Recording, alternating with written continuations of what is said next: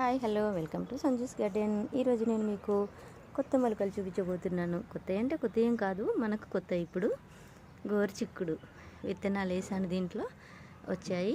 వీటి కోసం మళ్ళీ కుండీలు తీసుకొచ్చి పెట్టాలి. ఒక్కొక్క కుండీలో 2-3 చెట్లు పెడితే సరిపోతుంది. అవన్నీ తీసుకొచ్చి పెట్టాలి. కాకపోతే కొంచెం తీరిక లేక పెట్టలేకపోయాము. దీంట్లోనే ఇది గుత్తి వంకాయ చెట్టు. దీని గుత్తి వంకాయ పండు కూడా పండింది, తీసి విత్తనం కోసం ఎండపెట్టాము.